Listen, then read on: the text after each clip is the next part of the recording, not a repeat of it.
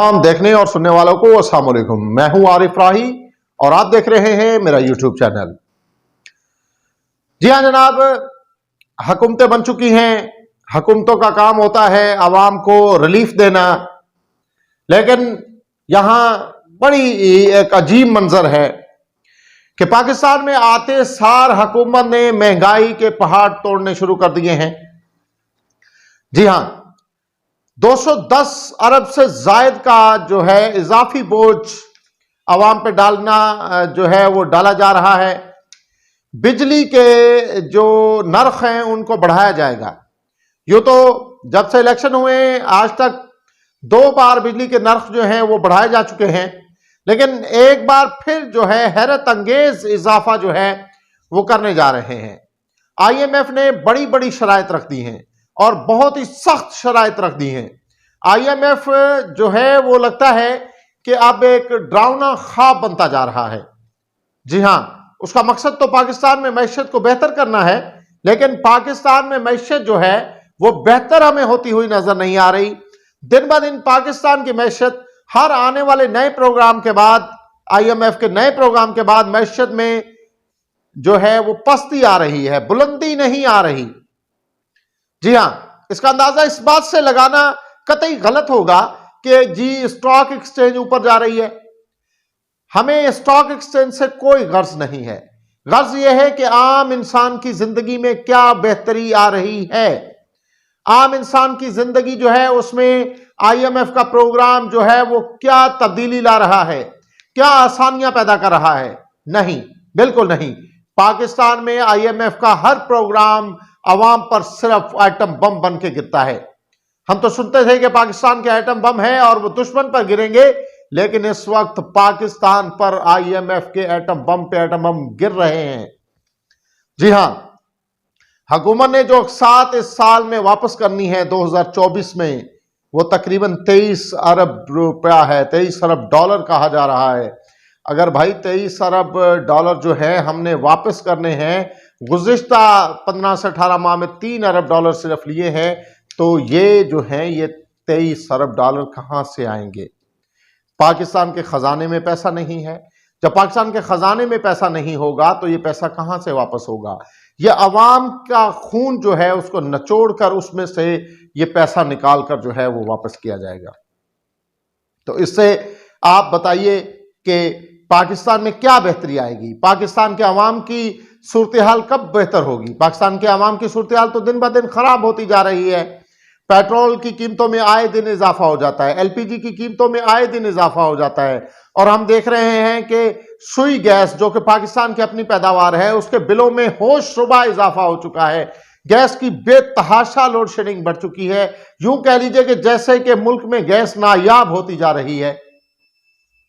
लेकिन आए दिन हम ये भी सुनते हैं कि गैस के नए कुएं जो हैं वो मिल चुके हैं, लेकिन वो नए कुएं जाते कहां हैं, उनकी गैस कहां जाती है, ये कुछ पता नहीं है। हर 4 साल 5 साल के बाद यह भी कहा जाता है कि बलोचिस्तान से KPK से बड़े ज़खायर दराफ्त हो चुके हैं गैस के, मादनियात के, लेकिन वो सिर्फ खबरों की जीनत होते हैं। उन मादनियात के निकलने से अवाम की जिंदगी पर कोई बेहतरी नहीं आ रही। अवाम की जिंदगी दिन ब दिन अजीरन होती जा रही है, गरीब पिसता चला जा रहा है। जी हां, लेकिन आवाम को कुछ भी नहीं मिल रहा और हुकूमत जो है वो बस मजे ले रही है।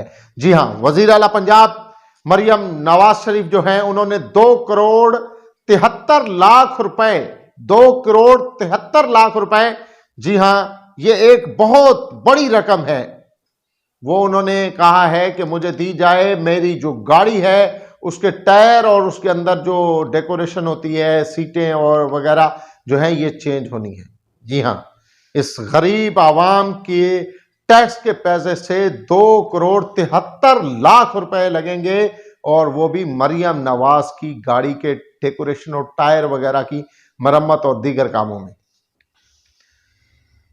अल्लाह ही हाफिज है। क्या कहा जा सकता है इस पे कि पाकिस्तान की आवाम जो है वो बिलबिला रही है कि उन्हें कहीं ना कहीं थोड़ा बहुत रिलीफ मिले, लेकिन यहां है कि शाखर्चियां खत्म ही नहीं होती। आए नहीं, शाखर्चियां शुरू हो गई। पंजाब में जो पैकेज दिया जा रहा है उस पर सिर्फ तशहीर पे तशहीर की जा रही है। नवाज शरीफ की तस्वीरें हर बोरे पे जो है वो छपी हुई हैं, हर चीज पे छपी हुई हैं। बचत बाजारों में बड़ी बड़ी पेनाफ्लेक्सेस लगी हुई हैं, ऐसे कि जैसे बहुत बड़ा तीर मार दिया है।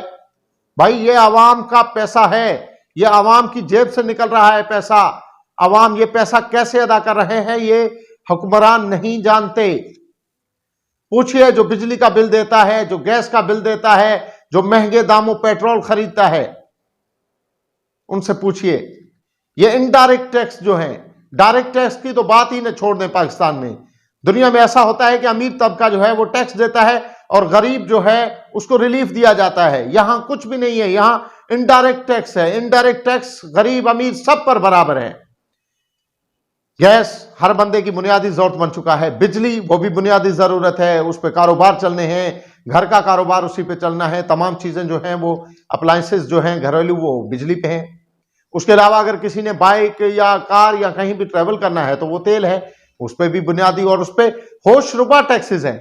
एक तो होता है लिमिटेड हो, वो भी अच्छी बात है, लेकिन इतने टैक्स लगा दिए गए हैं कि बस डायरेक्ट पैसा लेते जाओ बस। और फिर उनसे जो है गाड़ियों के टायर और ये भी करोड़ों में तब्दील हो रहे हैं। बड़ी अजीब सी बात है। और उसी के साथ एक और जो अहम बात है वो ये है कि कौमी असेंबली में 7 बिल पेश किए गए गुज़िश्ता दिनों, लेकिन मजे की बात यह है कि उन बिलों को जो है वो अपोजिशन को दिया ही नहीं गया कि अपोजिशन देखना लेके क्या पास हो रहा है। ये कानून साजी, क्योंकि पाकिस्तान में इलेक्शन जैसे हुआ सबको पता है, और इलेक्शन के पहले ही जो है था वो सोचा जा रहा था कि ये सब ऐसा होना है, लेकिन उसके बाद जब इलेक्शन हो गया, अब बिल हो रहे हैं, बिल पास करने के लिए अपोजिशन को वो बिल आपने देना है, उस पर डिबेट होनी है, कुछ भी होनी है, नहीं, ऑर्डिनेंस आया और पास हुआ और चल दिया। बड़ी बात है। और वो भी अपोजिशन की बेंचेस पे आएगा, सॉरी हुकूमत की बेंचेस पे, अपोजिशन की बेंचेस पे वो आएगा ही नहीं। उन्हें पता ही ना चले कौन सा ऑर्डिनेंस पास हुआ है, कौन सी कानून साजी हुई है। ये वो असेंबली है जिसको आवाम ने वोट दे के वहां पहुंचाया कि भाई हमारे हक के लिए, हमारी बेहतरी के लिए कोई कानून साजी कीजिए। वो ऐसी कानून साजी कर रहा है जिसका आवाम तो क्या, अपोजिशन को ही नहीं पता कि कौन से जो है वो हो रही है। अयाज सादिक साहब जो स्पीकर हैं वो सिर्फ तलक कलामी करते हैं, हर बात पर अपोजिशन के साथ उनकी तलक कलामी होती है। वो इस बात को नहीं करते कि भाई आप हाउस के जो हैं वो हैं सरपरस्त हैं और आपकी निगरानी में सारा हाउस चलना है, और आप अगर नारवा सलूक रखेंगे और आप हुकूमत की साइड लेंगे और अपोजिशन को बिल्कुल लताड़ते जाएंगे तो फिर ये कैसा चलेगा। फिर तो तलक कलामियां होंगी, झगड़े होंगे, असेंबली में शोर शराबा और ये सारी चीजें होंगी, फिर तो कानून साजी नहीं होगी। और आवाम की बेहतरी की कानून साजी तो हो ही नहीं रही, बिल्कुल नहीं हो रही। कोई एक ऐसा कानून नहीं लाया जा रहा जिससे आवाम को रिलीफ मिलता हो। आवाम के लिए कोई बेहतरी का काम नहीं है, सिर्फ सियासतदानों का। जिस तरह गुज़िश्ता 18 माह में हमने देखा इन बड़े बड़े सियासतदानों के, जिनके अरबों खरबों के जो केसेस थे वो खत्म हुए। जी हां, कानून साजी की, नैब के इख्तियारात खत्म, कानून खत्म। अजीब दस्तूर है। और फिर कहा जाता है कि जी पाकिस्तान का आइन, और हमारे चीफ जस्टिस साहब फरमाते हैं नहीं जी, दीन से पहले जो है वो आइन है। अजीब मंतक है इतने बड़े बड़े ओहदों पर बैठे हुए लोगों की। और फिर वो आइन ये है कि आज अपनी मर्जी का, कल अपनी मर्जी का, परसों अपनी मर्जी का। भाई अगर वो आइन इतना ही आपको मुकद्दम है और इतना ही उसको आप अच्छा समझते हैं और बालातर है हर चीज से, तो फिर उसको तब्दीलियां क्यों करते हैं। गरीब के लिए तो तब्दील नहीं होता, वो सिर्फ बड़े बड़े जो लोग हैं उनको रिलीफ देने के लिए होता है, उनको रिलीफ दे दिया जाता है। तो ये अवाम जो है ये कहां पे जाए, अवाम अपना दुखड़ा किसको सुनाए। ये अलग डिबेट है कि अवाम ने वोट तो किसी और को दिया, लेकिन वो चुरा के, जिस तरह से आजकल फॉर्म 45 जो कि इलेक्शन कमीशन की वेबसाइट पे ही डाले गए हैं, उनको जब अवाम देखती है तो हंसी के अलावा और कुछ नहीं निकलता। बल्कि अब तो रोना आता है कि पाकिस्तान में ऐसा भी होता है, किसी के वोटों को 0 कर दिया जाता है और किसी के जो है 1 को 9 बना दिया जाता है। ये तमाशा पाकिस्तान में होता है। जी हां, और ये तमाशा खुले आम होता है जिसको कोई पूछने वाला नहीं।